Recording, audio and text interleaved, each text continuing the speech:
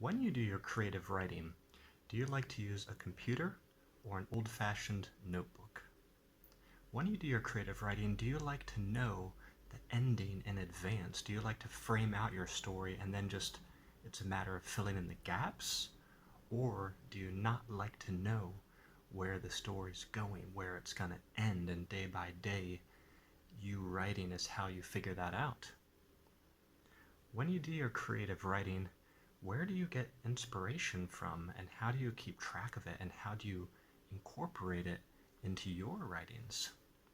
These are some of the questions that I want to talk about today, and I want to share with you my perspective on them.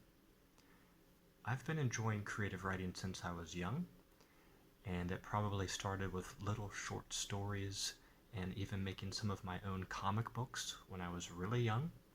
In high school, I got better at short essay writing, short papers.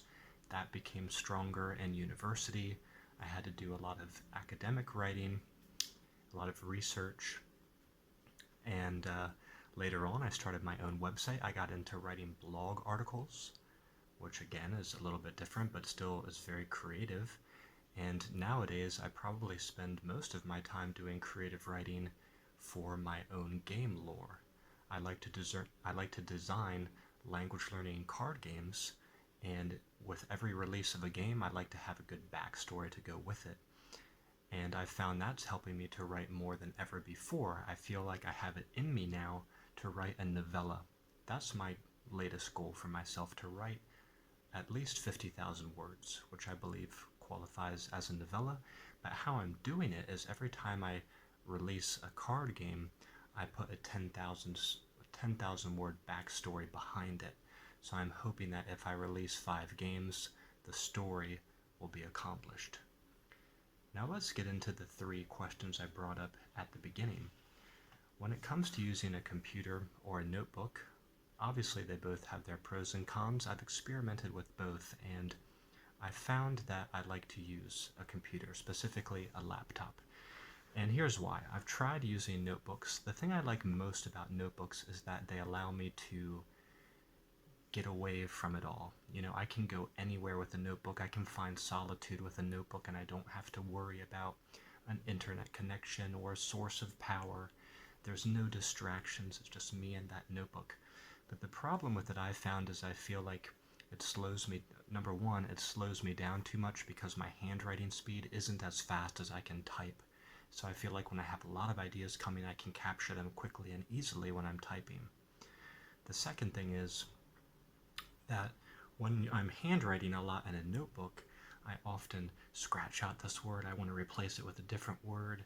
I want to move this paragraph to that paragraph. I want to insert something here. I have an idea for something over here. And the notebook very quickly becomes very messy to the point where I don't know where I am yet unless I then rewrite that and make a clean copy. So when I come back to writing, I find that I need to have a clean, up-to-date version in my notebook just so I can think straight and see straight and start to take the next steps. So keeping the notebook clean and understandable, to me, well, part of it is constructive because you're kind of reviewing your information, but part of it is just time wasting. I felt like in a laptop, a laptop is keeping everything clean in real time. I can do all those edits and changes, and the piece, it's always looking finished in a way. It's always looking very clean when I do it in a Word document, and so I really like that. And again, I've experimented with both, and I've found that for now, at least with this kind of project I'm doing, I like the laptop. But how about you? Let me know what you prefer in the comment section down below. Do you like to use devices to do your writing? Do you use something like maybe a Remarkable tablet or some other kind of tablet? I've thought about using that too. So are you really using tech more, or are you more old school, old fashioned? Let me know in the comments. Another thing I could see an advantage of handwriting is that it does slow you down. For me, I felt it to be more of a bad thing, but I could also see how that could really be a good thing because it forces you to slow down and think a little more carefully as you're writing. So I got that. I like to journal pretty often I find that writing in a notebook is really good for just capturing my daily life and reflecting on it. So there's that. Okay, the next point. Do you like to know where your story is going to end before you start to write? Or do you like to frame out an outline so you know sort of the key points along the way that you want to hit? And in a similar way, then you're just trying to write until you reach each point or something like that. I know a couple friends who prefer to write in that way, and I think they believe it allows them to make a more logical, coherent story that follows a plot line that's more dramatic. I mean, they seem like more qualified wordsmiths than I am. For some reason, when I approach it in that way, I get really bored really fast. When I already know where the story's going, when I already know the ending, I feel like, what's the point to even try to write this then? All the fun's been taken out of it. I like to not know where the story's going to go next. I mean, I have a very rough general idea of what's going to happen, but that's it. I don't have specifics about events that are going to happen. Well, I do, but again, not very specifically. Maybe that's kind of where I am. Maybe I'm kind of in the middle now. I just realized that. Not too specific, not too general. I like that. I like every time I come to sit down to write, I like to not know exactly where this is going to head.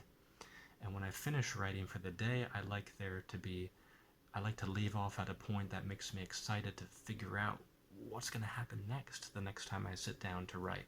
That keeps me going. I need stuff like that to motivate me because I don't seem to have a discipline to write so much every day without that. I need the unknown. I need the excitement to be there daily. How about you? Let me know again in the comment section down below. And then the third point is something about inspirations. Where do you get your inspirations from? How do you keep track of them? How do you incorporate them? This is something that I've been thinking more about lately.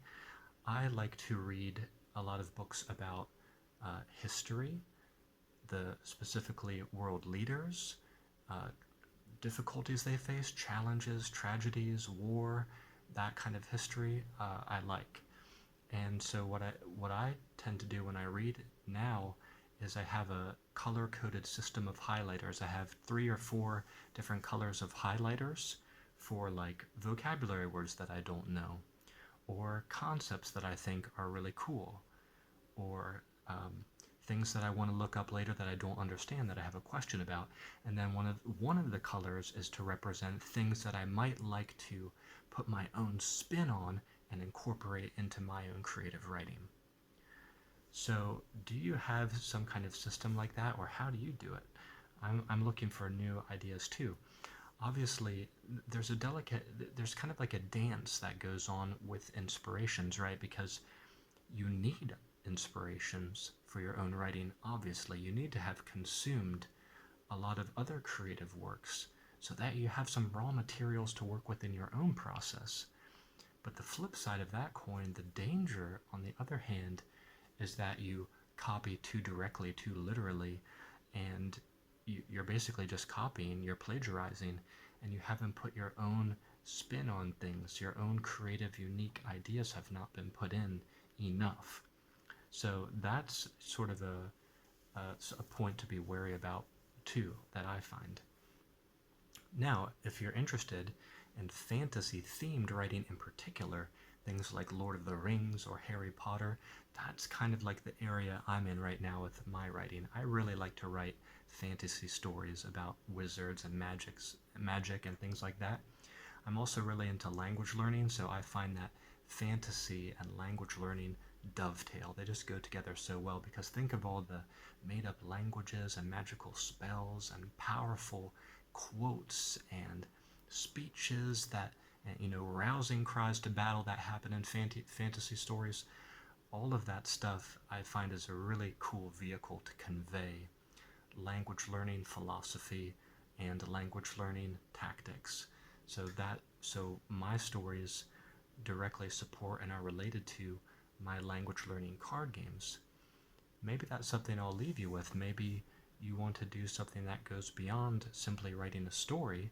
Maybe there's a product or a service, or maybe even some sort of collectible item related to your story, so you don't just have the story alone to sell or offer to people. You have sort of a packaged universe with many special parts that all go together. If you're interested to learn more about my writing, you can find out a little bit about it on this channel. I haven't shared too much about it, but if you look at the Heading Into Language Land playlist, that's the name of my game, that's the name of my story. If you look into the Heading Into Language Land 1 playlist, you'll find a few videos about my writing process, and there I even have read some passages from my stories in there.